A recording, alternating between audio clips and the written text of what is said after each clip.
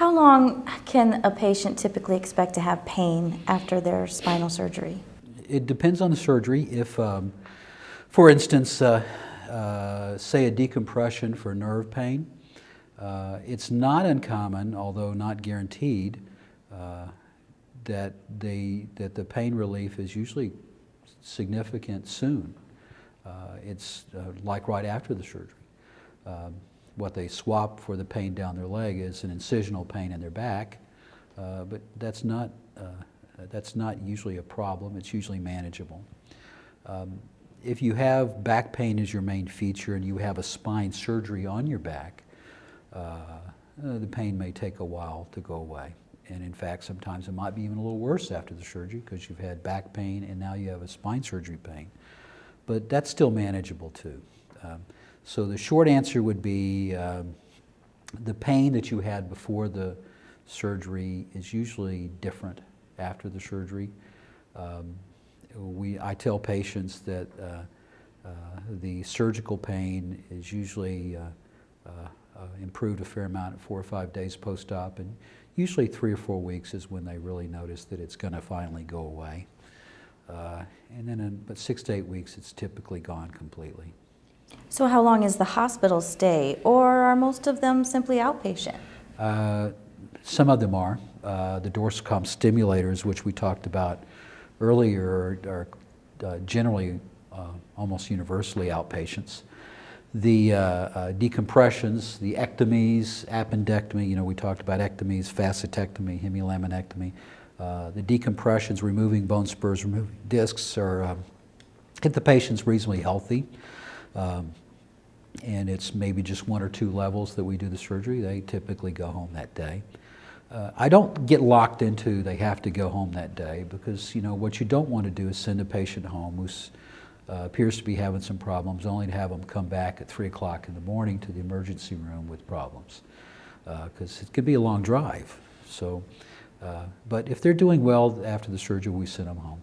And most of the time the decompressions do. The fusions usually at least spend the night, and sometimes 3 or 4 days in the hospital. Well, what expectations do you give your patients for recovery? I like that question because I think it goes to the heart of spine surgery. There was a study done a couple of years ago about problems with swallowing after cervical spine surgery. And they queried the surgeons who did the surgeries and asked them how their patients were doing as far as swallowing. And the surgeons generally said they're doing fine. And then they queried the patients, asked the patients how they were doing after surgery with their swallowing problems, and they weren't agreeing with what the surgeons were saying. And I don't think the surgeons were denying the problem. I just don't think that they asked or they just assumed. So I think it's real important that you lay out expectations for them, which goes back to, well, really what bothers you? What's the magic wand going to make better? I mean, sometimes their expectation is their back pain will go away when I'm going to tell them it's not going to go away completely, but I think it should be better. And the same thing's true with the leg pain. So the patient's expectations, we work on that pre-op.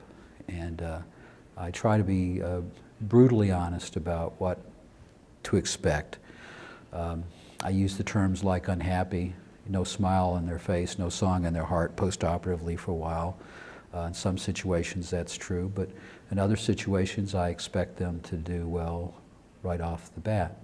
The key is in the communication between the doctor and the patient. It really is. And I sometimes wonder if it's a dying art. Not that I'm necessarily a great artist at it, but if you just ask simple questions and get simple answers, it goes a long way.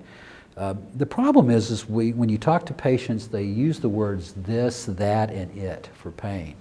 And you need to say, well, what is it? Where is it? Well, my pain, it hurts. Well, where is that it? Where is that? Defining those pronouns really makes a big difference rather than just simply assuming that their pain is in their back when it could be their hip that's bothering them. Do most patients require pain medication after the surgery? Not all of them do, but we typically provide it anyway. It's better to have it and not need it than it is to not have it and need it. And you know, it's not it's not uncommon for somebody to need some kind of pain medicine the first couple of days after surgery. I don't think there's any pride in saying that all my patients go home without pain medication, because what that's telling me is that patients, some of them are in pain, they're just not complaining. So they invariably do go home with medications at least for a few days after the surgery.